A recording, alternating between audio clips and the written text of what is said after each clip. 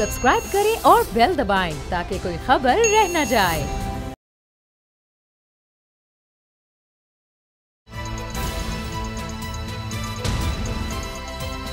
अब पता चला। बिस्मिल्लाहिर्रहमानिर्रहीम, अस्सलामुअलैकुम। मैं हूं मोहम्मद उसामा गाजी और आप देख रहे हैं अब पता चला। सबसे पहली खबर आज जिस पर हम बात करेंगे वो है सुप्रीम कोर्ट में एक बहुत ही अहम मामला नैब से मुतल्लिक, नैब के कवानीन से मुतल्लिक। और इस हवाले से असद खरल साहब ने पहले ही जो पेशगोइयाँ की, लगता है कि वही दुरुस्त होने जा रही हैं। और उन्होंने कहा था कि ये जो हुकूमत नैब ऑर्डिनेंस लेकर आई है ये इस तरह से चल नहीं पाएगा। आज असद खरल साहब मौजूद भी थे सुप्रीम कोर्ट में जब इसकी हेयरिंग हुई और उनसे कई सवालात भी हुए मोअज़्ज़ज़ सुप्रीम कोर्ट की जानिब से। इसी हवाले से आज हम सबसे पहले बात करेंगे। मेरे साथ है असद खरल साहब और बाबर डोगर साहब।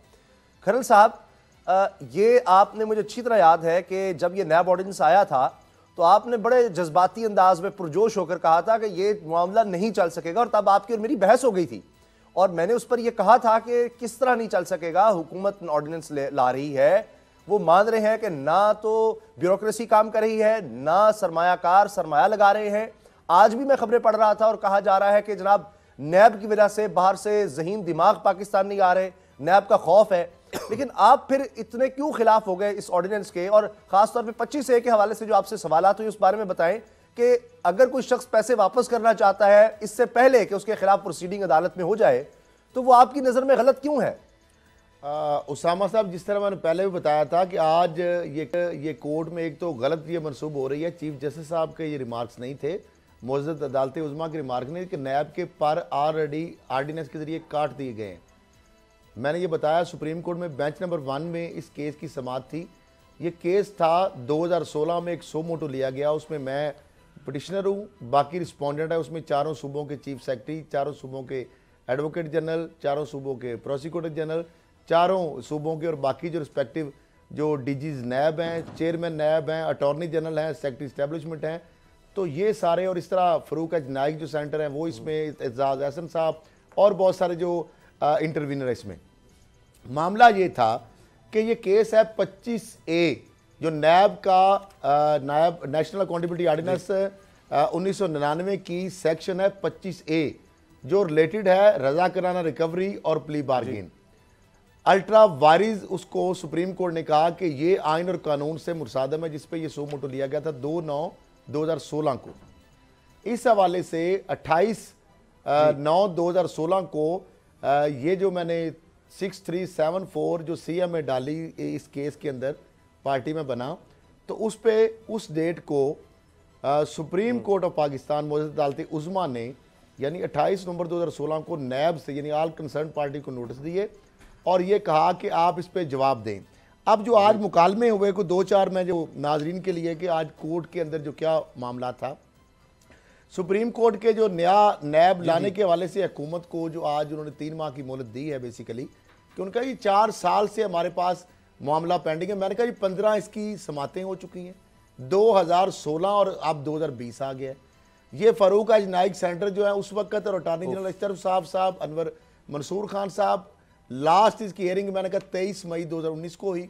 पिछली हुकूमत में भी समातें हो रही। पहले इसमें चीफ जस्टिस अनवर ज़हीर जमाली साहब थे, इस बेंच को हेड कर रहे थे। फिर इसके बाद जस्टिस गुलजार साहब इस बेंच में शामिल थे, जस्टिस इजाजुल हसन साहब जो खुद आज बेंच में बैठे थे, और जस्टिस सजाद अली शाह साहब, ये भी इनकी समातों के अंदर बाद कुछ में जो अजमत सईद साहब जो रिटायर हो गए हैं, और अनवर ज़हीर जमाली और अमीर रानी मुस्लिम साहब या और 1-2 जज साहबान वो भी शामिल रहे। मामला ये हुआ कि वहाँ पे मैंने कहा कि हुकूमत नैब ऑर्डिनेंस ला के उन्होंने पर काट दी ऑलमोस्ट। तो जो नैब का वो जो है ना, जो लोगों को पकड़ना, डाकुओं चोरों से जो अरबों रुपए निकालने, कारपोरेट सेक्टर के टाइकून से, ब्यूरोक्रेट से, जो बड़े बड़े माफियाज और जो मगरमच्छ हैं, वो तो मैं का मामला हो गया ख़त्म। ये मैंने जो बात की, कहा कि क्या 25A के मामले पर तरमीम हो गई है। ये उनका मुकालमा था मुझसे कि जो हमने ये जो सो मोटो लिया है कि 25A अल्ट्रा वारिज है जो नैब की सेक्शन, क्योंकि रज़ाकाराना रिकवरी आगे वो मुकालमे जो आ रहे हैं उसके हवाले से नाज़रीन को मैं बता रहा हूँ, क्या नैब ऑर्डिनेंस का सेक्शन 25A ख़त्म हुआ है या इसमें तरमीम हुई है। ये मुअज़्ज़ज़ जो जस्टिस इजाजुल हसन साहब हैं उन्होंने ये इस्तफसार किया। फिर उन्होंने कहा कि मामला हम निपटाने लगे हैं, आपने बहस करनी है, सेक्शन 25A को आइन से मुसादम साबित करें। ये चीफ जस्टिस साहब और जस्टिस इजाजुल हसन साहब ने ये मुझे कहा, जिस पे मुझे उस पे आर्गूमेंट किए गए। फिर रजा कराना रिकवरी की वापसी करने वाला शख्स अपना जुर्म भी तस्लीम करे।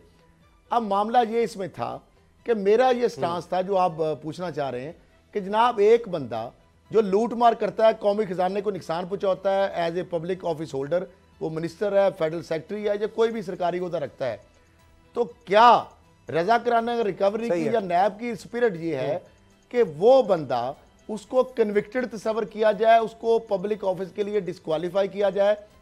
और ये जो नैब की जो वीआर है ये उसकी स्पिरिट के खिलाफ है, ये करप्शन के खिलाफ डिस्करेज नहीं करना, उसको इनकरेज करने वाली बात है। उस बंदे को एक तो रजा कराना रिकवरी मैंने कहा वो होती है जो खुद से आगे बताए। अब इंक्वायरी के दौरान उससे पहले स्टेज होती है सीवी, कंप्लेंट वेरीफायर इंक्वायरी। जब वो पकड़ा जाता है उसके सामने सबूत रख दिए जाते हैं तो वो कहता है जी मैं रिकवरी रजा कराना देना चाहता हूं। अच्छा खरल साहब, अच्छा आप उसमें मैंने कहा कि वो एक किस्त दे देता है, दो किस्तें कर लेता है, उसको लूट मार का लाइसेंस भी मिल जाता है, उसको कन्विक्टेड। तो ये चीफ जस्टिस साहब ने कहा कि बिल्कुल वो जो करप्शन करने वाला है, रकम देने वाला है, उसको नतायज का सामना करना पड़ेगा और वह कन्विक्टेड की तस्वर होगा। साथ उसमें अदालत की एंडोर्समेंट होनी चाहिए। अच्छा अब इस पे मामला आगे फरूक नाइक साहब ने कहा कि मेरा प्राइवेट बिल है, चूंकि सेनेट में पड़ा हुआ है, 25A से हमने ओमिट कर दिया है, तो वो भी जारी बात है, उसके भी लेजिस्लेशन के जो मामला आएगा आगे, तो उस मामले पे एक तो मैंने कहा 28 नवंबर का आप जो ऑर्डर है आपका 16 का, वो दोबारा उन्होंने क्या नैब को कहा कि आप इस पे रिप्लाई दें। मैंने कहा अगर रिप्लाई देगा नैब तो बहुत सारे इतने कच्चे चट्टे खुलेंगे कि अदालत मौजूद अदालत में आप सर पकड़ के बैठ जाएंगे। तो जिस पर चीफ जस्टिस ऑफ पाकिस्तान ने कहा कि हम सर क्यों पकड़ेंगे, हम उनको पकड़ेंगे जिन्होंने ये काम किया है। फिर मैंने ये मिसाल भी दी कि एक ही दिन के अंदर कस्टम के जो केस थे, जो कस्टम की कनाइमत से होता है। अच्छा खरल साहब इजाजत दें तो मैं दोबारा आऊं आपके पास। तो वो 50 के करीब केस एक ही दिन में कस्टम कोर्ट को उन्हीं को भेज दिए गए। जी जी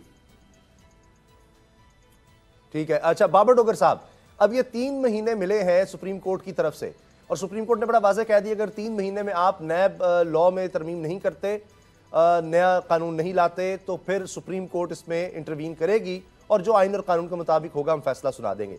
आपको लगता है कि 3 महीने में हो जाएगी इस बारे में लेजिस्लेशन, और क्या हुकूमत करेगी? जिस तरह तो ये नजर आ रहा है कि सुप्रीम कोर्ट के हवाले से नजर आ रहा है कि वो खुश नहीं है कि जिस तरह का ऑर्डिनेंस लाया गया कि आप सरकारी अफसर को नहीं पकड़ सकते, आप कारोबारी को नहीं पकड़ सकते, तो अब बाकी बचेगा कौन? क्योंकि कोई बड़ी करप्शन हो नहीं सकती इन 2 लोगों को मिलाए बगैर, और फिर 50 करोड़ से ज्यादा की होगी तो तभी आप उसको पकड़ सकते हैं, करप्शन को, इससे कम को नहीं। मतलब अगर 49 करोड़ है तो करप्शन नहीं है। तो क्या आपको लगता है कि उसके बाद हुकूमत ने जो वापस भी अगले ही दिन नैब ऑर्डिनेंस में कुछ तरमीम जो थी वापस भी ले ली, अब कहा जा रहा है कि मिलकर हम लेकर आएंगे, तो ये लोग ले आएंगे ऐसी कोई तरमीम जो सुप्रीम कोर्ट को समझे कि हाँ ये सही कानून है? बाबर साहब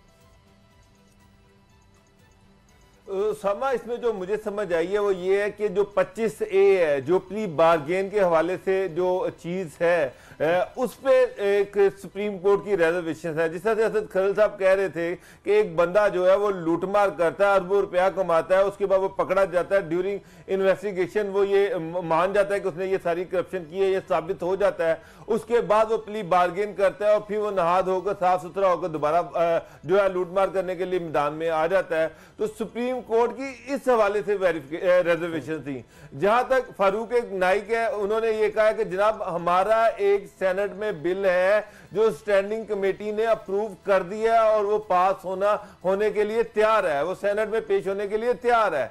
तो ये वही बिल है जो हम पहले डिस्कस कर चुके हैं। ये पार्टी ने जो बिल सेनेट में लेके आ रही है ये वो बिल है। अब गवर्नमेंट, PMLN और पीपल पार्टी, इनके दरमियान एक इत्फाकी राय हुआ था कि जो बिल हुकूमत जो ऑर्डिनेंस लेके आ रही है, नया ऑर्डिनेंस जो लेके आई है और जो इसको अब वो असेंबली में पेश करना चाह रही थी, जिसको वापस लिया है, वो ऑर्डिनेंस और पे पार्टी का जो बिल है जो सेनेट में है, ये दोनों आपस में खासे मिलते जुलते हैं, ये तकरीबन एक जैसे ही हैं। दोनों में नैब के पर बिल्कुल काट दिए गए हैं। चेयरमैन नैब की पावर्स को कर्टेल कर दिया गया है, नैब के इख्तियारात में कमी कर दी गई है अब, और उसमें बिल्कुल उलट है। अब नैब ने साबित करना है उस कानून के तहत जो नया कानून बनने वाला है कि ये जो बंदा हमने पकड़ा ये करप्ट है। पहले तो ये होता था कि वो बंदा, नैब ये कहती थी कि जनाब आपके पास ये प्रॉपर्टीज हैं, आपके पास ये प्लॉट हैं, आपके पास ये गाड़ियां हैं, ये घर है, ये बंगले हैं, आप बताएं कि आपने ये पैसे कहां से पैसे लेके आए। अब नैब को ये साबित करना है कि ये जो सारा पैसा है ये लूटी हुई दौलत है, ये करप्शन ज़्यादा दौलत है और इस तरह से करप्शन की गई है। तो जो खरल साहब का जो ये सारा ये जो आज सुप्रीम कोर्ट में ये जो पिटीशन थी, इसमें जो दायरा इख्तियार था वो था 25A प्ली बार्गेन के हवाले से कोर्ट ने अपनी रेजोल्यूशन शो की है। जबकि कोर्ट ने कहा कि 3 महीने में आप जो बिल लेके आ रहे हैं उसमें क्लियर करें कि आप इस तरह की कोई सेक्शन होगी या नहीं।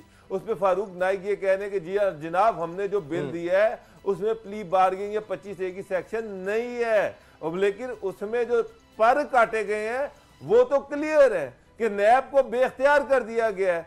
नैब जो है अब नैब किसी को ऐसे अरेस्ट नहीं कर सकेगी, नैब कोर्ट के पास अख्तियार होगा बेल का। ये सारी वो चीजें हैं कि जिसके बाद नैब जो है वो तो एक बेजरर सा सांप बन जाएगी जिसके पल्ले ही कुछ नहीं है, जो किसी को अरेस्ट ही नहीं कर सकती। जो बेल जो है वो बेल जो है वो मुलजिम ले लेगा। जो नैब के पास जो अरेस्ट करने के बाद जो इन्वेस्टिगेशन का 90 दिन का दुरानिया है वो भी शायद 15 दिन पे आ जाएगा। तो उसके बाद बाकी क्या बचेगा? कुछ भी नहीं। ब्यूरोक्रेट को वैसे हाथ नहीं लगा सकती, बिजनेसमैनों को वैसे हाथ नहीं लगा सकती, रह जाएंगे सियासतदान जो है उनके पास बेहतरीन तगड़े वकील होंगे, वो वकील जो है 15 दिनों के अंदर उसकी जमानत ले लेंगे। और उसके बाद नैब के पास तो पहले ही उनकी इन्वेस्टिगेशन, अभी वो उनको कुछ साबित नहीं कर पाते। नैब के इन्वेस्टिगेटर जो है, नैब के जो प्रोसिक्यूटर जो है वो पहले ही इतने इस काबिल नहीं है। मुझे तो लग रहा है कि नैब अब एंटी करप्शन बनने जा रही है, वो बल्कि एंटी करप्शन बन जाएगी। इससे आगे मुझे नैब का कोई फ्यूचर नजर नहीं आ रहा। अच्छा सही। लेकिन असद खरल साहब देखिए, दूसरी बात का भी एक ख्याल हमें रखना है, जो दूसरी साइड का मौक़िफ़ है। इमरान खान साहब आए, वो कहते जी मैं किसी को नहीं छोड़ूंगा, करप्शन का खात्मा, करप्शन का खात्मा। 1.5 साल हो गया, करप्शन तो ख़त्म हो नहीं सकी, लेकिन मईशत का तो पट्टा ही बैठ गया, मईशत किसी तरफ नहीं बढ़ रही थी। अब मजबूरन फिर ये उनको करना पड़ा कि जी नैब का खौफ है, तो फिर क्या करें? जब हर कोई नैब की शिकायत लगाता है, सरमायाकार परेशान, जो ब्यूरोक्रेसी है वो परेशान, तो नैब फिर इदारा अगर रहेगा तो फिर मुल्क ऐसे लग रहा है कि उसकी मईशत को बेहतरी की तरफ नहीं ले जाया जा सकता। नवाज शरीफ साहब कहा करते थे खुद कि जी अगर मैं करप्ट लोगों को पकड़ने की तरफ जाऊंगा तो फिर तो मुल्क में तरक्की ही रुक जाएगी।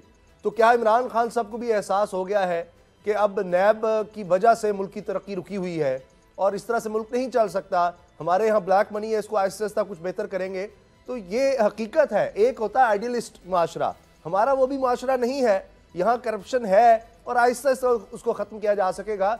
वरना आपके सामने है, नैब पकड़ता है लोगों को, वो छूट जाते हैं, रिकवरियाँ कुछ होती हैं कुछ नहीं होती। तो इसकी बजाय ये नहीं कि चले एक माहौल पैदा किया जाए कि सरमायाकार को खौफ ना हो, ब्यूरोक्रेसी को खौफ ना हो। उसामा साहब, एक तो थोड़ा मैं करेक्ट कर दूं, आज मीडिया में भी खबरें चली और जिस तरह डॉक्टर साहब ने बताया, मामला ये है कि प्ली बारगेन और रजा कराना रिकवरी दो मुख्तलिफ चीज़ें हैं। प्ली बारगेन के ऊपर रिस्ट्रेन नहीं किया, अदालत उज़्मा ने पहले भी VR पे रिस्ट्रेन किया है और आज भी उसको बरकरार रखा है। प्ली बारगेन जो होती है वो डिफरेंट चीज़ है। प्ली बारगेन के अगर आप करते हैं तो आप सजा याफ्ता भी तस्वर होते हैं, आप पब्लिक ऑफिस भी होल्ड नहीं कर सकते, आप डिस्क्वालीफाई भी होते हैं। लेकिन जब VR आपका, उसमें अदालत भी, साहब अदालत की इंडोर्समेंट भी शामिल होती है। लेकिन जो VR है, जिसको कोर्ट ने जिसको अभी भी रिस्ट्रेन किया, आज भी उन्होंने मेंटेन रखा, उसके में ये होता है कि रजा कराना रिकवरी जो है वो अगर कोई मुलजम यानी पब्लिक ऑफिस होल्डर हो या प्राइवेट पर्सन हो, कोई मिनिस्टर हो, सेक्रेटरी हो, वो अगर रजा कराना रिकवरी के तौर पर रकम, हालांकि रजा कराना तो वो खुद से दे, जब वो पकड़ा जाता है, जब ऑप्शन लेस हो जाता है तो वो एक किस्त दे देता है और मजीद 2 किस्तों के लिए वो लूटमार करता है, प्रमोट भी होता है, जॉब पे भी रहता है, हालांकि वो गिल्ट एडमिट करता है। चीफ जस्टिस साहब ने यही कहा कि जब वो गिल्ट एडमिट करता है तो उसको फिर करप्शन का रकम वापस करता है, तो उसको कॉन्सिक्वेंसेस तो फेस करने चाहिए। दूसरी इसमें जो बात यह है कि जो आज कंसर्न था कोर्ट का कि नैब, ये भी तो कोई बात नहीं है कि नैब 10-10 साल केस लेके बैठा रहे, मुलजमों के खिलाफ रेफरेंस ना करे, मुलजमों के खिलाफ 200 गवाह हैं, जो आपको थोड़ा सा मैं बताता हूँ। उन्होंने कहा कि कानून पहले इंक्वायरी होगी, अच्छा खरल साहब, फिर टाइम कम है और 200 गवाह बनेंगे। इस तरह तो मुलजम के खिलाफ जिंदगी भर केस खत्म ही नहीं होगा। मजीद उन्होंने जो कहा ठीक है कि ये जो नैब का स्टैचू है वो कहता है 30 दिन के अंदर आपने वो सारी प्रोसीडिंग मुकम्मल करनी है। तो आज उसके बाद एक और भी केस आया था जिसमें प्रोसिक्यूटर जनरल भी थे, इसी बेंच नंबर जो है चीफ जस्टिस। अच्छा, अगली खबर पर चले तो मामला यह है कि आज जो सारा मामला हुआ उसमें और भी बड़े बड़े सीनियर वकील थे। कोर्ट का ये कंसर्न है कि चूंकि ये मामला पार्लियामेंट में है, पार्लियामेंट जब ये मामला लाएगी तो उसके बाद पार्लियामेंट ये करेगा, उसके बाद देखेंगे कि मेरिट और कानून और आइन से अगर मुसादम बात होगी। 2 माह का पहले टाइम दिया। अच्छा, एक और मामला है जी, एक और, फिर 3 माह का अभी जी खरल साहब एक और मामला है, वो भी पास आ गया है। 10 दिन की मजीद हाई कोर्ट इस्लामाबाद ने मोहलत दे दी है कि इलेक्शन कमीशन के मेंबरान की तैनाती, ये 10 दिन मजीद मिले हैं। 10 दिन और मांगे गए थे, इस्तदा की गई और फिर हाई कोर्ट की तरफ से ये बात कही गई कि अच्छी बात है कि पार्लियामेंट खुद ये फैसले करे। लेकिन बाबर डोगर साहब, बड़ा अरसा हो गया ये हम सुन रहे हैं कि जनाब पार्लियामेंट ये कर लेगी। मुश्किल नज़र आ रहा है, हर दफ़ा मामला जा रहा है अदालत में, और फिर अदालत अगर ये फैसला सुना देगी तो फिर किसी ना किसी पार्टी को उस पर एतराज़ तो होना ही है। अब इरफान कादिर साहब का नाम पीपल्स पार्टी की तरफ से दिया जा रहा है जी चीफ इलेक्शन कमिश्नर के लिए, तो क्या नून लीग उसको मान लेगी? क्या उनके नाम पर तहरीक इंसाफ मान लेगी? ये एक बड़ा मसला बन गया है कि एक शख्स को आपने तैनात करना है या 2 और मजीद लोगों को, और ये हो ही नहीं पा रहा। 22 करोड़ आवाम में से कोई ऐसा शख्स मिल ही नहीं रहा कि जिस पर ये पार्टीज जो एग्री कर जाएं। देखिए उसामा साहब, इरफान कादिर साहब पे पार्टी के दौर में अटॉर्नी जनरल रहे हुए हैं और उनका नाम पे पार्टी ने प्रपोज किया है और उसको PMLN जो है वो भी उसको भी सपोर्ट कर रही है उसके नाम को। PTI जो है वो अभी तक बाबर यकूब फतेह मोहम्मद जो है उनके नाम पर अभी तक इंसिस्ट कर रही है। जो PMLN है उसमें खासी डिवीजन भी है। उसमें मैंने देखा कि PMLN के अंदर खासे ऐसे लोग हैं जो कि किसी हद तक बाबर यकूब के नाम पर एग्री कर चुके हुए हैं। ख़ास तौर पर PMLN के अंदर जो राजपूत फैक्टर है वो मैं आपको क्लियरली खुल के बता रहा हूँ कि वो ये चाह रहे हैं कि बाबर यकूब जो है उनको इतराज़ नहीं है कि ये एक अच्छे ऑफिसर हैं, सो स्पोकन है, लोगों की बात भी सुनते हैं और ये सारे इश्यूज़ हैं। तो 2 अब नाम सामने आ गए हैं, एक बाबर यकूब है, दूसरा इरफान कादिर है जो पार्टी की तरफ से आए हैं।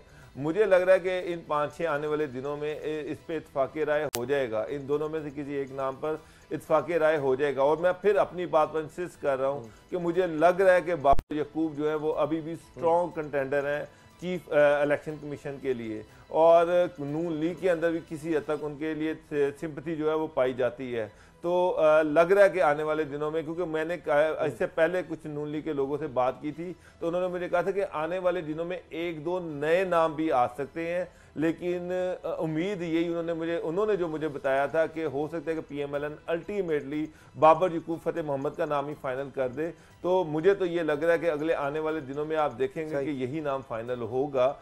लेकिन अब फिलहाल मुकाबला तो 2 नामों में ही है। अच्छा। या इरफान कादिर साहब या बाबर यकूब साहब। तो मेरा जो जाती मेरी जो रिपोर्ट्स हैं वो यही कह रही हैं कि बाबर यकूब इसमें स्ट्रॉन्ग कंटेंडर हैं और आने वाले दिनों में, अगले 4-5 दिनों में उनका नाम फाइनल हो सकता है।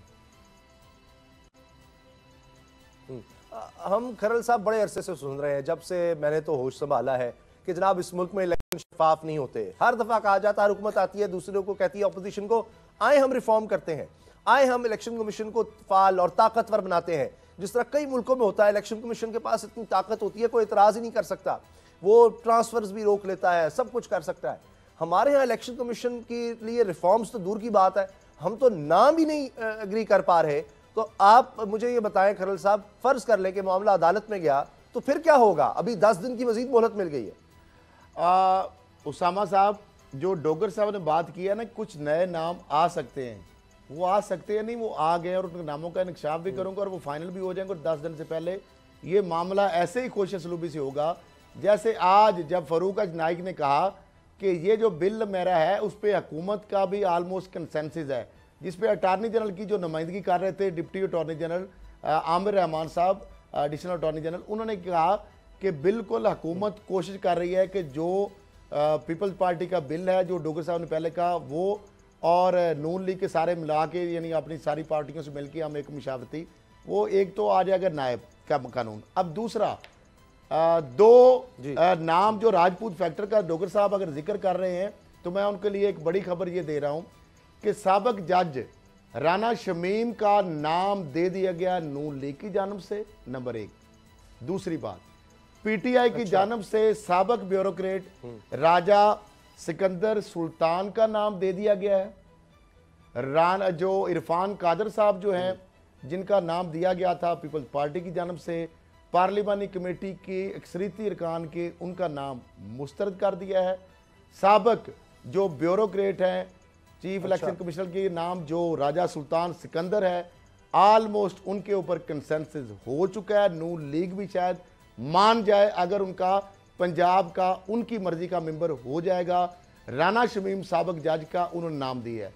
साथ जो जमीयत उलमा इस्लाम जो फजल रहमान ग्रुप है, राजा सुल्तान सिकंदर साहब जो हैं वो सईद मेहदी जो है उनके बड़े क्लोज, तो आगे फिर आप डोगर साहब आप खुद ही आपने फिर मेरा ख्याल है मेरी बात तो सपोर्ट कर ही दी, तायद कर दी कि राजपूत फैक्टर भी अब माइनस हो जाएगा जब सईद मेहदी जो साबिक PS हैं, PM के और कार खास भी हैं, उनसे बड़े माशाल्लाह अब तो फैमिली मरासम भी बन चुके हैं, तो उनका अगर करीबी बंदा हो और नाम दिया हुकूमत ने, तो फिर नून लीग तो आमीन कहेगी ना, और साथ पंजाब में प्लस मेंबर भी उनको मिल जाए।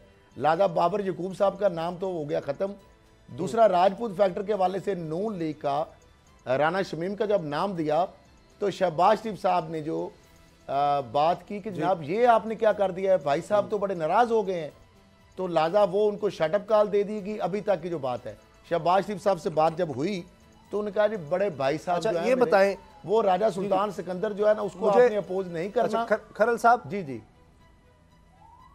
ठीक है, मुझे बाबर साहब ये बताएं, ये सब कुछ हो के कभी ना कभी तो हो जाएगा, 10 दिन से पहले हो जाएगा। कभी इस मुल्क में हम ये मानेंगे कि इलेक्शन कमीशन जनाब साफ और शफाफ इलेक्शन करा सका है, ये ऐसा इलेक्शन कमीशन है जिसके मेंबरान पर किसी को इतराज नहीं है, ये हो सकेगा? अभी बल्दियाती इलेक्शन का हम सुनते हैं, वो कैसे और कब होंगे? इलेक्शन कमीशन ही बन नहीं पा रहा।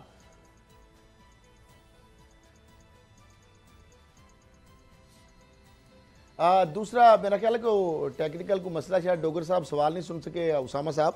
और तीसरा, जो जमीयत उलमा इस्लाम जो फजल रहमान ग्रुप है, उनकी तरफ से जुल्फकार चीमा का नाम दिया गया है, उन्होंने भी अपना बीच में कोई काम डाला है, तो 10 दिन से पहले ये काम हो जाएगा, डोगर साहब ने जिस तरह बताया, तो ये मामला तो हल हो जाएगा। साथ ही एक सिंध के अंदर भी उसामा साहब, तो मेरा सवाल अगर आपने सुना है, जी हाँ, टग ऑफ वार चल रही है वहां पे। आज मुझे बता दें कब होंगे 10 दिन से पहले इलेक्शन? कब होंगे इलेक्शन? तो वो तो ये धांधली का तो शोर पड़ता ही रहेगा, वो तो इलेक्शन कमीशन। हाँ जी, वो तो ये जो हारेगा वो। बाबर साहब आप क्या समझते हैं, ऐसे लोग आ जाएंगे? सर ब्रेक होने वाली है बाबर साहब, आपको लगता है कि ऐसे लोग आएंगे जो साफ शफाफ इलेक्शन करवाएंगे? शिकस्त को तस्लीम कर लिया जाए। आप देख लें माजी में जितने भी इलेक्शन हुए हैं, उसमें आप चाहे 2013 का इलेक्शन ले ले, 2018 का ले ले, 2007 का ले ले, 2002 का ले ले, 1997 का ले ले। 1997 में भी पार्टी ये कहती थी कि इसमें धांधली हुई है। तो जो पार्टी हारती है वो हमेशा ये कहती है। मुझे हिस्ट्री में, पाकिस्तान की तारीख में मुझे कोई एक इलेक्शन बता दें जिसमें हारने वाली पार्टी ने ये कहा हो कि नहीं जी इलेक्शन बड़ा शिफाफ हुआ था, हमें लोगों ने वोट नहीं दिए और हम लोगों के मैंडेट को तस्लीम करते हैं। वह फिर पार्टी जो है पंजाब में एक जलसा कर नहीं सकती। पंजाब में उनके पास कैंडिडेट पूरे पंजाब में होते नहीं है, लेकिन वो ये कहती है कि पंजाब में धांधली हुई है। सिंध में जहां पर इलेक्शन होता है, पीपल पार्टी ने आज तक कहा है कि सिंध के अंदर धांधली हुई है, इंटीरियर सिंध के इलेक्शन में धांधली हुई है। जितनी सीटें वो जीती है सिंध के अंदर से, वो वहां पर इलेक्शन बिल्कुल ठीक हुआ है। हाँ, जो सीटें हारी है वहां पर धांधली हुई है। यही हाल नून लीग का है कि जिन सीटों पर बाबर साहब ब्रेक का वक्त हो गया, पंजाब में जी मैं चाहता हूं ब्रेक का वक्त हो गया, लेकिन मैं ये बता दूं कि आप लाहौर प्रेस क्लब के सेक्रेटरी बने अब, तो उस पर किसी ने नहीं कहा कि धांधली हुई है। ये प्रेस क्लब में ये बड़ी अच्छी बात है कि साफ और शफाफ इलेक्शन हर कोई मानता है, तो ये रिवायत अल्लाह करे कि हमारे जनरल इलेक्शंस में भी आए। ब्रेक का वक्त है, ब्रेक के बाद बात करेंगे। शहरियार अफरीदी भी अब मैदान में आ गए, राना सनाउल्लाह साहब फिर पुराने मजीद को बीच में लाना चाहते थे, क्या हुआ और ANF का मौक़िफ़ अब क्या है? सुप्रीम कोर्ट चले गई है एंटी नारकोटिक्स फोर्स कि हाई कोर्ट के फैसले को खत्म किया जाए और दोबारा राना सनाउल्लाह को गिरफ्तार करने की इजाजत मिले। ब्रेक के बाद अब पता चला।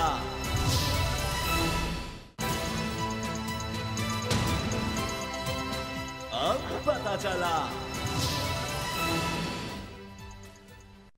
ब्रेक से पहले जिस तरह मैंने अर्ज किया था कि राना सनाउल्लाह साहब के खिलाफ केस अभी ख़त्म नहीं हुआ और हुकूमत का मौक़िफ़ यही है। आज शहरियार अफरीदी भी आए और उन्होंने भी ये कहा कि जनाब जाकर ये दिफा करें अदालतों में अपना।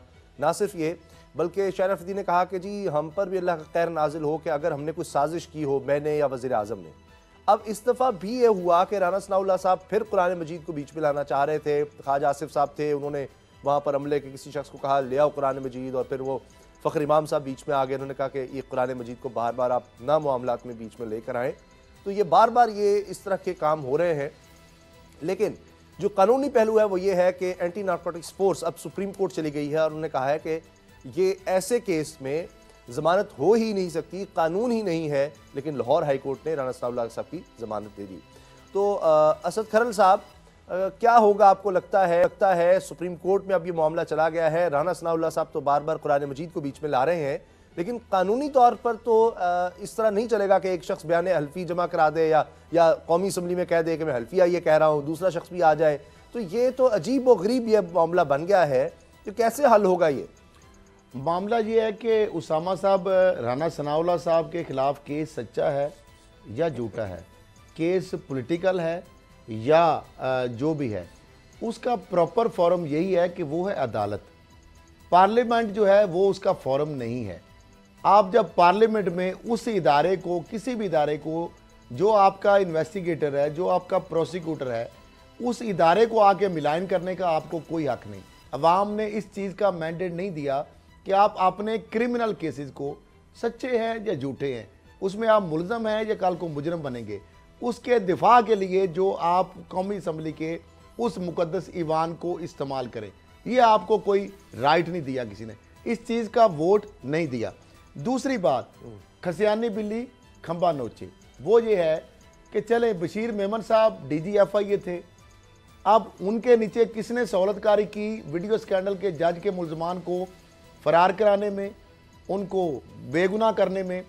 उन्होंने तो अपनी वक्त से पहले रिटायरमेंट ले ली। अब फाकी सेक्रेटरी नारकोटिक्स अमजद जवेद सलीमी जो साबक IG थे, जिनके ऊपर हमने 1-2 प्रोग्राम भी किए थे, वो 31 जनवरी 2020 को रिटायर हो रहे हैं। उनको भी हटाया जा रहा होते से, और वो भी शायद बशीर मेमन साहब वाला मॉडल इस्तेमाल करते हुए वो रिजाइन कर देंगे, क्योंकि जारी बात है कुछ दिन रह गए, 1-2 हफ्ते। अच्छा।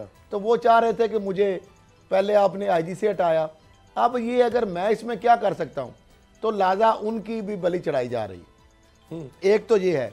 दूसरा, डोगर साहब से पहले थोड़ी सी आप के IG सिंध, उसके खिलाफ आफ्टर 18th अमेंडमेंट और सूबाई हुकूमत का लॉ एंड ऑर्डर का मसला है। कलीम इमाम साहब, हुकूमत सिंध उसको हटा रही है, उनके ऊपर बड़ी चार्जशीट है और उनकी वजह से क्राइम में इजाफा हुआ, लोगों को गोलियां सड़कों पे बेगुनाहों को मारी गई, दुआ मंगी ने पुलिस पे अदम इत्तहार की गया। अब उसके साथ मामला क्या है कि उसको पोलिटिसाइज किया जाए। वो बंदा जो इनकम्पिटेंट है, पंजाब में वो डिलीवर नहीं कर सका, वहां पे भी क्राइम रेट बढ़ा। वहां पे गवर्नर इमरान इस्माइल साहब, फरदौस मीम नकवी साहब, इमरान खान साहब से रब्ता हुआ, कल वो आ रहे हैं, वो लॉबिंग करके कह रहे हैं जी हमने IG को इधर ही रखना है। ये इम्पॉसिबल है। साथ ही वफाकी हुकूमत ने मुमताज शाह चीफ सेक्रेटरी सिंध की भी बलि चढ़ाने का फैसला कर लिया है। मैं आपको ये बता रहा हूं कि ये इमरान इस्माइल हो, ये फरदौस में PTI जो चाहे, कलीम इमाम की जगह पे गुलाम कादर थिबो वहां पे IG लगेंगे। और अगर कलीम इमाम बहुत अच्छे परफॉर्म कर रहे हैं, जो साजिशी बने हुए हैं, इमरान इस्माइल साहब और सारे मिलके मैच फिक्सिंग कराने और कह रहे कोर्ट में जाए, तो उनको आप KPK में लगा दें, वहां पे लगा दें। बहुत अच्छा डिलीवर कर रहे हैं तो वहां पे लगा दें ना आप उनको, उनकी जो परफॉर्मेंस है उनको। क्योंकि खुरम शोएब साहब को तो अभी आपने चूंकि लगाया, मैं उस पर नहीं जाता, तो आपकी KPK में हुकूमत है, वहां पे उनको लगा दें। सिंध हुकूमत का क्या ये हक नहीं है कि अपनी मर्जी का IG और चीफ सेक्रेटरी रखे? अगर आप इस तरह की हरकतें करेंगे तो फिर उसका नतीजा नहीं होगा। अब IG जो है, जो कैबिनेट मंजूरी दे चुकी है, अदम इत्तेहाद का इजहार कर चुके हैं, आप कह रहे हैं हम उनको जाने देंगे?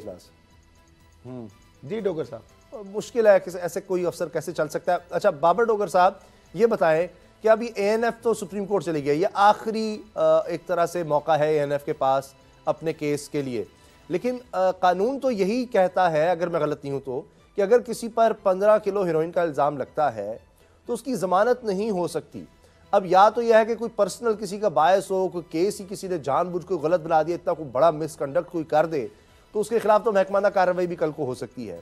अब इतना बड़ा कोई किस तरह कोई इदारा रिस्क लेगा कि एक इतना साबिक वज़ीर कानून है बड़े सूबे का, इतना अहम आदमी है कि जाकर वो बदनाम करता जा रहा है मुसलसल एक इदारे को, तो ऐसे कोई क्यों बनाएगा उनके खिलाफ केस खाम खा। शहर अफरीदी भी कह रहे हैं, हल्फिया कह रहे हैं कि जनाब हमने कोई साजिश नहीं की, तो ये अब तो मामला सुप्रीम कोर्ट में ही चला गया है। उसामा साहब, आप शाहिद अफरीदी के हलफ पे तो बहुत यकीन कर रहे हैं, वो तो हलफ ही राना सना भी दे रहा है। जैसा खरल साहब ने कहा कि ये जो पार्लियामेंट है ये कोई फोरम नहीं है जहां पर आप जाके ये कस्में उठाएं और कुरान उठाएं और अदारों को घसीटें। तो शाह जो अफरीदी साहब है, शहरियार अफरीदी साहब, इन्होंने इससे पहले आयात पढ़ पढ़ कर पार्लियामेंट के अंदर कहा था कि मेरे पास वीडियो है, इन्होंने पार्लियामेंट के अंदर कहा था। तो अगर राना सना बोलता है तो वो बड़ी तकलीफ है, तो अगर ये अफरीदी अदारों को घसीट के लेके आता है, अगर वो ये बात करता है तो वो भी गलत है। तो मेरा ख्याल है कि पहल जो थी शहरियार अफरीदी ने की थी, उसने आगे पार्लियामेंट में कहा था, उसने हदीस पढ़ी, आयात पढ़ी और कहा कि हमारे पास सबूत है कि जनाब राने से ये पकड़ी गई है हीरोइन। तो उसके बाद उसने उसका जवाब दे दिया। इसमें ऐसी कौन सी गलत चीज है। नंबर 2 बात है, दुनिया में कोई ऐसा कानून नहीं है जो मुल्जिम को बेल नहीं दे सकता, वो उसका राइट है। हाँ, आपने सबूत देने हैं, सबूत फराहम करने हैं कोर्ट को, ये कोर्ट ने डिसाइड करना है कि मुल्जिम को बेल देनी है या नहीं देनी। हाई कोर्ट जो है वो एक प्लेटफॉर्म था, नैब जो उसमें एंटी नारकोटिक फोर्स के जो प्रोसिक्यूटर थे उन्होंने वो वहाँ पर वो सबूत नहीं दे सके, वो उनके पास सबूत नहीं थे या इनसफिशिएंट थे, जिसकी बुनियाद पर लाहौर हाई कोर्ट ने राना सना को बेल दी। एएनएफ जो है उसको एएनएफ ड्यूटी बाउंड है, उसका ये काम है कि वो अल्टीमेटली इसके खिलाफ अपील में जाना उसका राइट है, वो अपील में जा रहे हैं, फैसला सुप्रीम कोर्ट ने करना है। मेरा ख्याल है कि सुप्रीम कोर्ट पे ही रहने दे। दोनों लोग जो है, दोनों, एक जो मिनिस्टर है वो भी हलफ उठा रहा है, जो मुल्जिम है वो भी हलफ कुरान पर उठा रहा है। तो लेट द कोर्ट डिसाइड कि किसने रहना है या कौन सही है या कौन गलत है। एविडेंसेस की बुनियाद पर फैसला होना है। अगर एएनएफ के पास एविडेंस है, सबूत है कि राना सना जो था उस पर ये जो पकड़ी गई हीरोइन ये वाकई उससे ही से पकड़ी गई है और वो गुनाहगार है, तो फिर ठीक है, कोर्ट फैसला दे देगी उस एएनएफ के हक में। अगर साबित नहीं कर सकती, अगर राना सना जो वो ये साबित कर जाता है कि मैं बेकसूर हूँ, तो कोर्ट उसके हक में फैसला दे देगी। हाँ, जहां तक बात है आईजी सिंध की जो खरल साहब बात कर रहे थे, मैं बिल्कुल एग्री करता हूं उनसे कि जिस तरह से पंजाब हुकूमत का ये राइट है, वसीम अकरम प्लस का ये राइट है कि वो अपनी मर्जी का चीफ सेक्रेटरी रखें, आईजी रखें, उस तरह सिंध गवर्नमेंट का भी ये राइट है कि वो आईजी को रखे या ना रखे। मगर ये नहीं हो सकता कि आईजी सिंध जो है वो कैबिनेट की मीटिंग में ना जाए, कैबिनेट की मीटिंग अटेंड ना करे। किस तरह से उसकी जरूरत हुई कि वो कैबिनेट की मीटिंग में नहीं जा रहा। कैबिनेट वो पॉलिटिकल गवर्नमेंट है, गवर्नमेंट के पास मैंडेट है, वो मैंडेट के मुताबिक चल रहे हैं। फैसला आवाम ने करना है कि वो सही कर रहे थे या गलत कर रहे थे। लेकिन ये जो सरकारी मुलाजमीन है वो किसी तौर पर किसी पॉलिटिकल पार्टी का एहलकार नहीं बन सकते। यहाँ पर मैं जो पंजाब में भी आप देख लें तो फेडरल गवर्नमेंट ने जो 4 ऑफिसर जो हैं जिनको उन्होंने कहा है कि वो फेडरल गवर्नमेंट को सरेंडर किए हुए हैं, अभी तक वसीम अकरम प्लस उस्मान बुज़दार साहब जो हैं उन्होंने उनकी समरी पे साइन नहीं किए। पंजाब गवर्नमेंट जो नई एडमिनिस्ट्रेशन आई उन्होंने जो 4 ऑफिसर सिंध से फाक से लिए हैं, उन्होंने उसकी समरी पर भी साइन नहीं किए। उनमें उनके मामू ये अपने लिए और पैमाने हैं और दूसरों के लिए और पैमाने हैं। ये बात बिल्कुल सही है, ये बात बिल्कुल सही है। अच्छा, ब्रेक का वक्त हो गया बाबर साहब, उनकी समरियों पर साइन बिल्कुल सही है। ब्रेक का वक्त है जी, ब्रेक के बाद मिलते हैं तो बात करते हैं कि मी टू कैंपेन के हवाले से बहुत कुछ लिखा जा रहा है, लेकिन बाहर जो मी टू कैंपेन चल रही है उसके बारे में कुछ लोग लिखते हैं, लेकिन पाकिस्तान में जो हो रहा है उस पर खामोशी क्यों? ब्रेक के बाद बात होगी। अब पता चला।